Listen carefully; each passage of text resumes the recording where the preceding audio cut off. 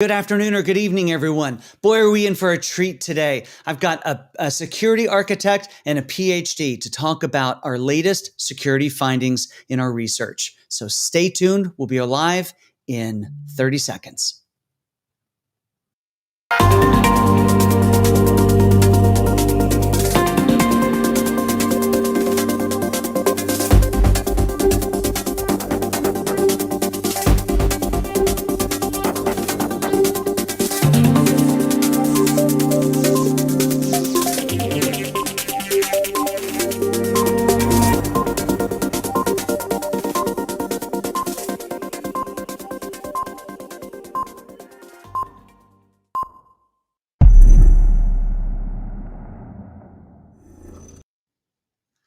All right, well, we are live. Good morning, good afternoon, or good evening, everyone. My name is Jeff DeVerter. I'm the Chief Technology Evangelist here at Rackspace. Hey, and as always, we'd love to hear from you. This is an interactive dialogue that we have around these parts. Hey, as you can see right over there, look at that. It is National Cybersecurity Awareness Month, and we are continuing that as we head into the last third of the month. But my gosh, have we got a great episode lined up for you today. And I mentioned earlier in the teaser that we're going to dig into the latest survey research results that we do here at Rackspace. And once a quarter, we go out and survey a whole lot of people all the way around the world to learn more about a specific subject. And of course, for October, it's going to be all about cybersecurity. So as I mentioned, I'd love for you to comment down below. Let me know that you're here. Who are you? And where in the world are you coming in from? All right.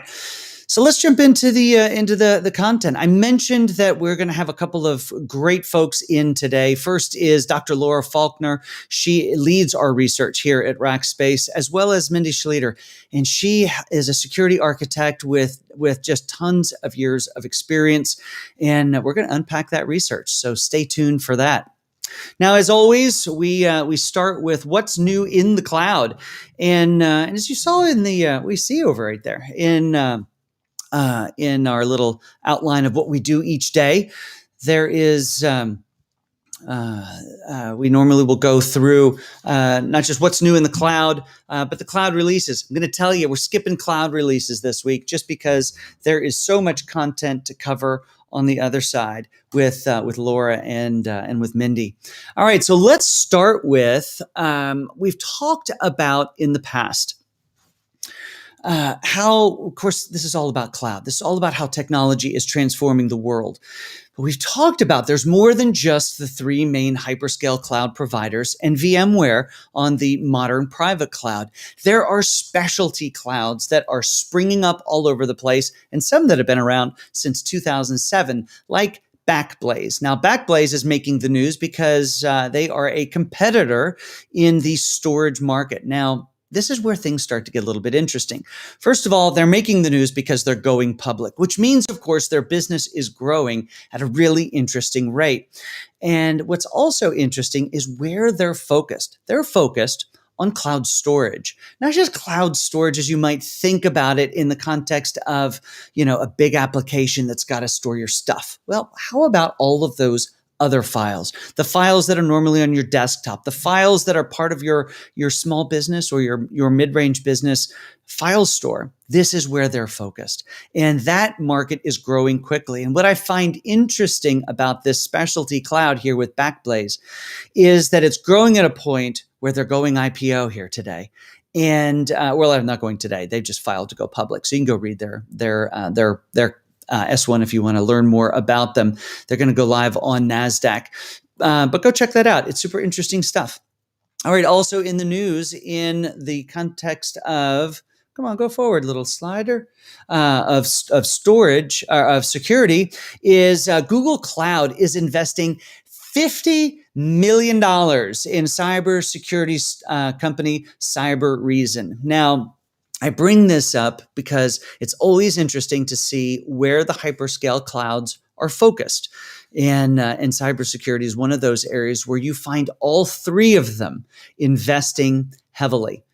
Now, also, what we'll find is that that I think is super interesting about this is a Tel Aviv based company, and while they're taking this massive investment, the thing that I thought was interesting is they are analyzing petabyte scale amounts of telemetry from different endpoints, networks, containers, apps, profiles, cloud infrastructure, you name it. They're taking telemetry input from all of these different inputs, and they're able to scan their metrics up to 23 trillion security related events per week, and then apply AI to that, and then bubble up to the top the things that are important and the things that are impacting companies and individual organizations. So super interesting stuff. So one, it's neat to see what Google is focused on. Two, it's interesting to see where these different startups are focused. So not just these specialty clouds like we saw with storage, but over here with Cybereason and the scale that they are attacking cybersecurity related issues. And this is part of the value. We talked about this last week. This is part of the value of going with a hyperscale cloud when they bring in companies like Cybereason. Now, they haven't bought them, but they are bringing them into their technology. And they've, of course, thrown a ton of money at them, $50 million. Now, also going on in the world, and this is why we're all here today, I found that some news article outlets are starting to find our news about our latest cybersecurity findings. Now, here it's highlighting the top security challenges for organizations today. And I think what you're going to find as we dig into our conversation and I bring our guests in is that there's a disconnect. There is a huge disconnect between what companies think they're capable of doing and what the threat actually is. And that's where I think we'll jump into our conversation here today. So I mentioned earlier, we've got two amazing guests to be a part of this today. And I'm pushing wrong buttons, by the way, which is what I'm kind of flailing at here. So I'm going to bring Laura up, Laura Faulkner. She's been with Rackspace a good long time. She's a PhD. Doing this type of research is the type of thing that is her life's work. So we'll talk to her shortly. And then Mindy will join us as well. Mindy joined Rackspace just a few months ago, but has a decades-long career in the security space, in the architecture space. So we'll have her kind of tell us more about herself here shortly. But before we go too much farther, why don't we go ahead and bring Laura up to talk about this research? So Laura, welcome to your first time to be on Solve Live. I'm so happy you're here. Thank you. I am too. I love these. I'm excited to be a guest. That's great. Hey, everyone, just a reminder, you can be commenting in whatever platform you're watching us on. Our little streaming app here may or may not be bringing your comments in. Normally, there's tons flowing through here, but that doesn't mean you can't be commenting down below. Hey, but let's get into this. So Laura, let's start with the teaser. Most companies think they're pretty well prepared, don't they? Yes. It was almost shocking, especially given recent events in the world in terms of breaches and the impacts of that. And that also is because when we talk to people, we hear a lot about the pain of not having enough resources or various things like that, which we'll talk about in more depth today.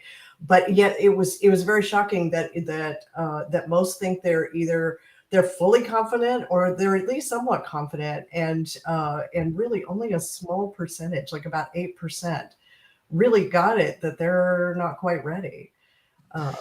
Yeah, and it was interesting because the way we did the research and asked all these questions, and you can tell us, we'll get into the science of the questions here shortly, is it started pretty broad brush. Hey, how prepared do you think you are?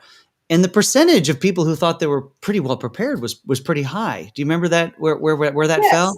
Yes. So we expected these numbers to be rather flipped. It's like there was about 8% that weren't confident and weren't really believing that, and then there were 45% that were somewhat confident, but they believed they would be before too long, and so they thought that, okay, if we don't have it handled now, we're going to have it handled soon. Then there were 45% who were fully confident. So you add up those two 45%, we have almost close to 90% of people Yeah. who believed or that they either have it handled now or they will very, very soon. But then the rest of the data showed when we started going down into what is a mature practice, what is a proactive practice, what are the things that are really going to protect you other than just that last layer of, say, a firewall. Yeah. So what are, how do you handle those vulnerabilities? It was shocking that less than half of any, and sometimes even down in the teens, were actually doing the practices that make you secure. Yeah. So yeah, it was rather shocking. We kept looking back at it, almost puzzled. It's kind of the most beautiful moments in research where you find something that you didn't expect.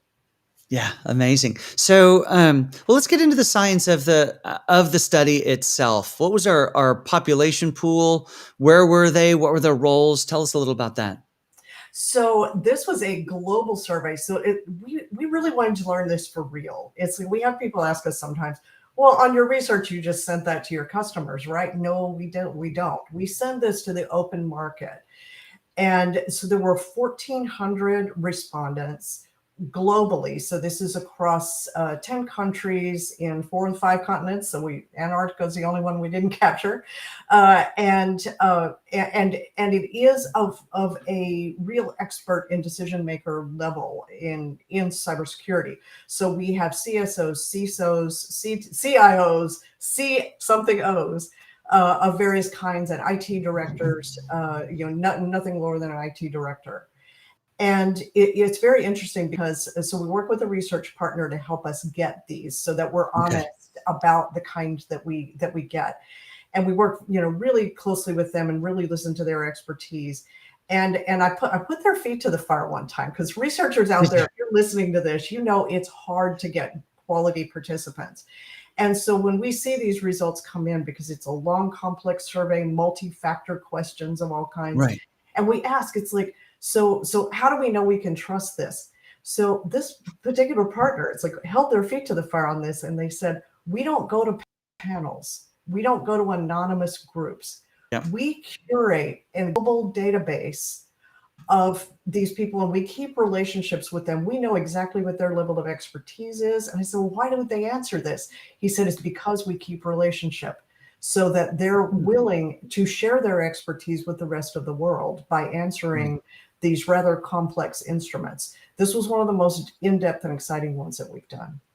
That's pretty amazing. You talk about, the amount of effort that it takes to do that stuff. I know when we start collecting the questions and creating and curating the questions internally, I mean, it's a 6 to 8 week process all told before you even turn it over to them to go to work on.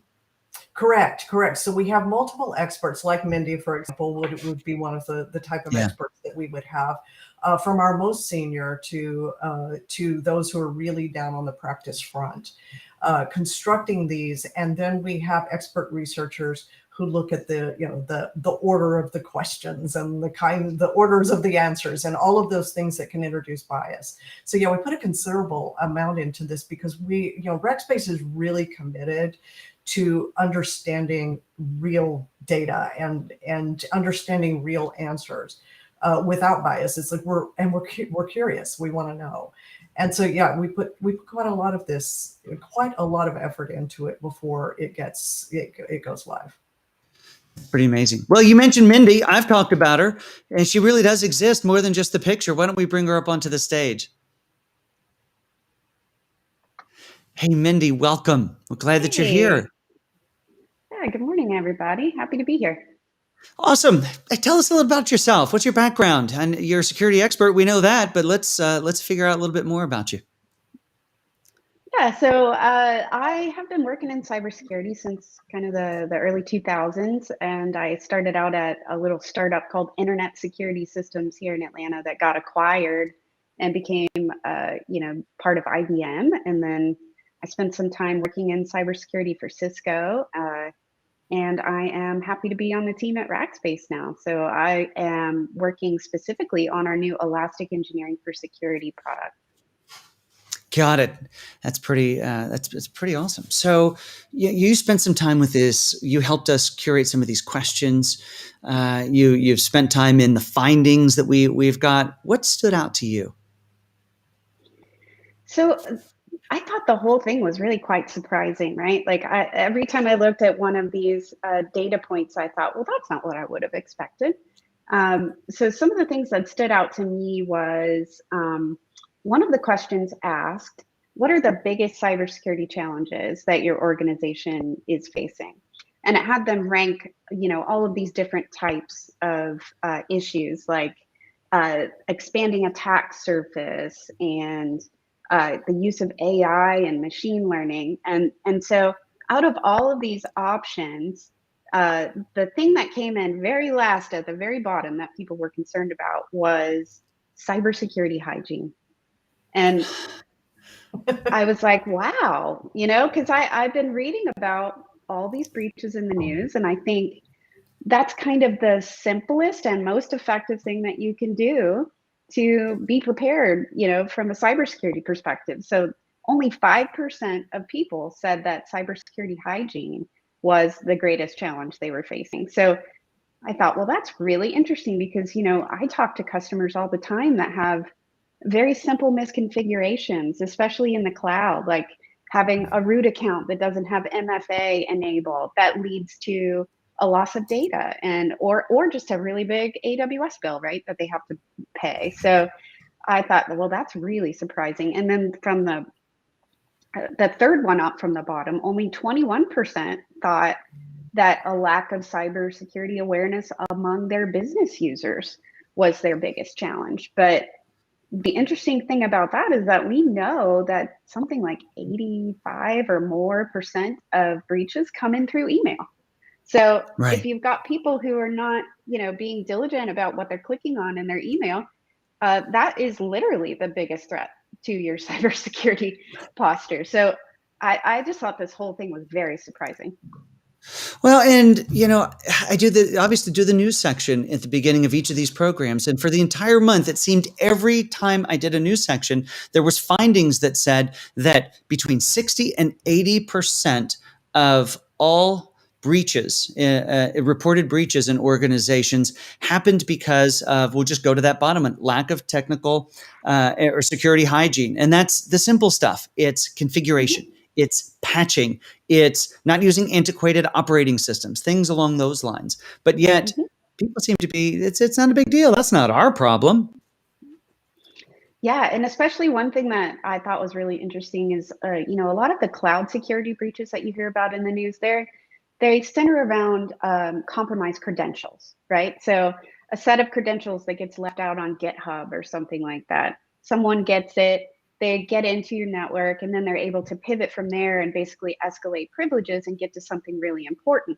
So that is, a question of cyber hygiene. If you have unused accounts, unused identities that are just sitting there waiting, out on GitHub or in an S3 bucket somewhere, that is an open door into your organization and its private data. Well, and quite literally, your last example is what happened to Colonial Pipeline. They had an old admin, system admin account that, the person wasn't part of the organization anymore. He'd actually passed away 6 months before, unfortunately, and because of that, the password never got changed. It got compromised, and they walked right in. Yeah, it happens so, all Laura, the time. Yeah. Yes. Laura, as a researcher, I'm thinking as you're starting to, we spend the 6 to 8 weeks pulling all these questions together. We sort of know what the answers are going to be. You start looking at the findings as they're coming back, call them the dailies, if you will. Were you scratching your head? Yes, we were. One of the things I think that shocked us the most, and Mindy, you can chime in on this too, on about preparedness, is, well, there are two really. So one of the big ones, which we can talk about in more detail, is that there's a lot of passive technology being deployed, but so quite a few of those. But then when we look at the number of people who are prepared with, like, they have enough of the people, and then even more frightening, they have the processes. It's like, if you got this much technology, but this much in terms of people, but your processes are just not there yet. That I found a little shocking, and especially the lack of proactivity. There were a lot of things like just putting up, having antivirus software. Okay, yes, top of the list, that sort of thing. There it was. But then things like vulnerability scanning and threat intelligence, and perhaps even like rehearsing for a negative event. No wonder everything goes bananas and it stays down for hours and hours, and we see like what we saw recently with Facebook. It's like because there aren't those plans in place that are prepared to, okay, when this happens, here's how we're going to respond. So Mindy, is that accurate? Are we reading that accurately, that that's dangerous?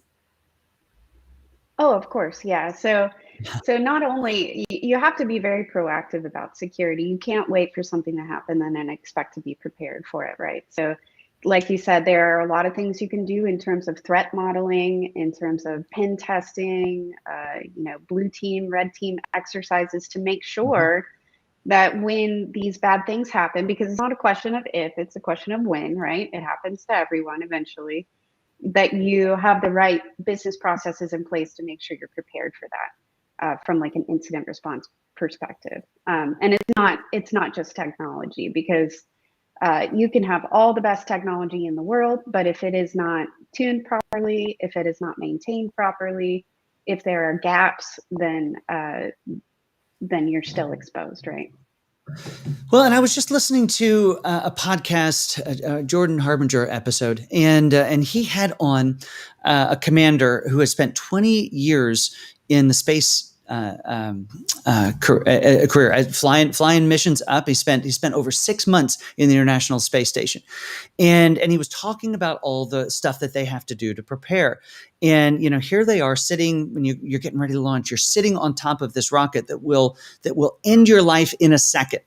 And they prepare, creating that rocket to take you up into space in that 8.5-minute flight. That's all it does, 8.5 minutes to get out into orbit. And that's I'll call it the bare minimum that they have to do, but it's years and years, in some cases decades of active, proactive training. So as we take that analogy then back to cybersecurity, we have to do all of these things as organizations to prepare. We've got to have the big walls. We have got to have a plan in place, a multifaceted plan in place, multi-layered plan in place for what if they breach this one? What if they breach that one? And we sort of have to assume they're going to be breaching some of these areas as well. But then there's the proactive aspect of it. And that's what I think we're really talking about here. And that's where the analogy goes back to the astronauts. They spend decades running every scenario. What happens if I can't see? What happens if this breaks? What happens if that breaks? And they actively plan and prepare for that so that it's muscle memory when it happens. And Laura, to your point, when you say that's why you see these things going on for so long, because one, they didn't think it was going to happen to them. And two, they didn't have a plan in place for when they breached wall 1 or wall 2 or wall 3 or the wall they didn't plan on.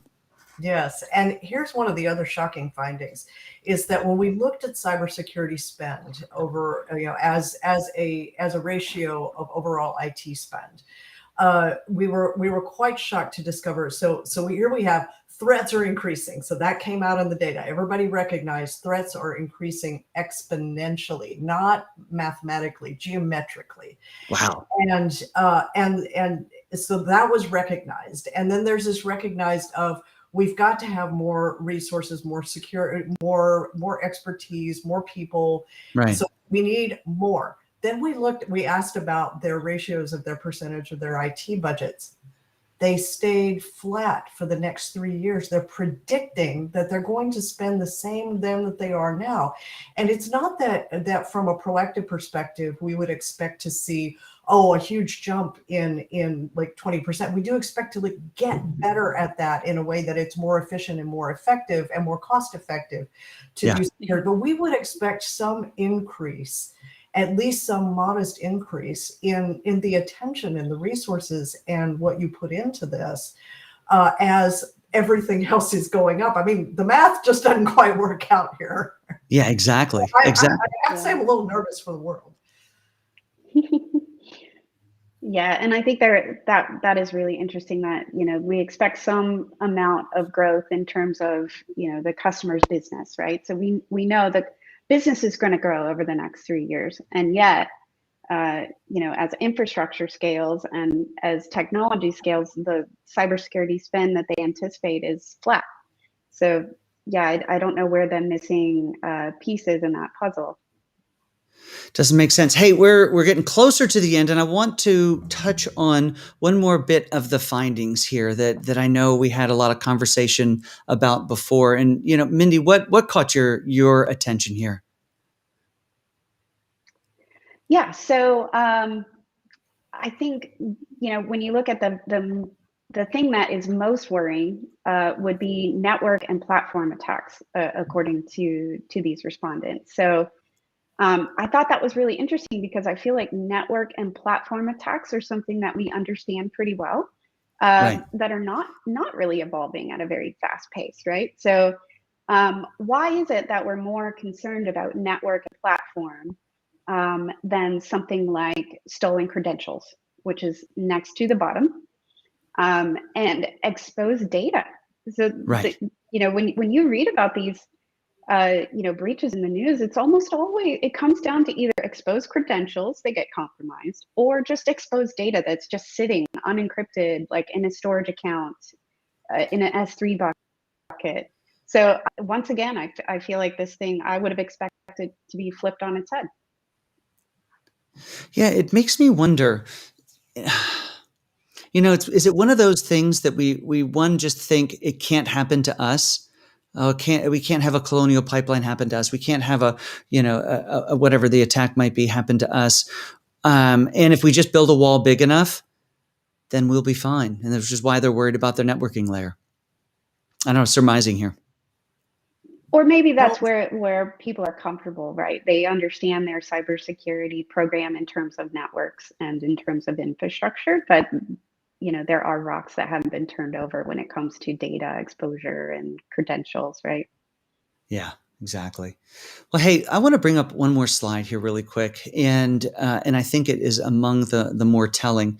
And here we go. There we go. And that is, please rank the following cybersecurity and compliance challenges that your business, or think of the biggest challenges. And look at this, 86% of people, and I think this is maybe one of the most honest slides that we got out of them. And that was that they lack expertise. They lack resources. They don't have the time to mess with it, and they lack the training and information. And I think that even though we have different amounts here, that is one problem right here. And it ultimately goes back to they don't know what to do, they don't know how to do it, and they don't have time to figure it out. And that's a bad thing because the enemy has all of these things. Yes.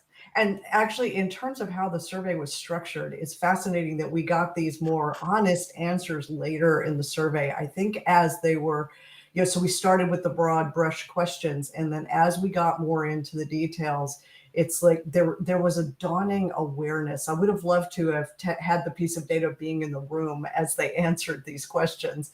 But I think the data is very telling because, as you say, it's like we're all prepared, and then we get here. 86% lack expertise, more than 50% lack the resources, the people. You're right. I love how you said, I think this is one of the most honest ones in there. Yeah. Well, we are at the top of the hour, and we've got about 3 more hours of conversation, unfortunately. So, ladies, you're going to have to come back, and we have to continue this. This is so much fun. Everyone, Laura, I actually have one last question for you. How and when can people get their hands on this study?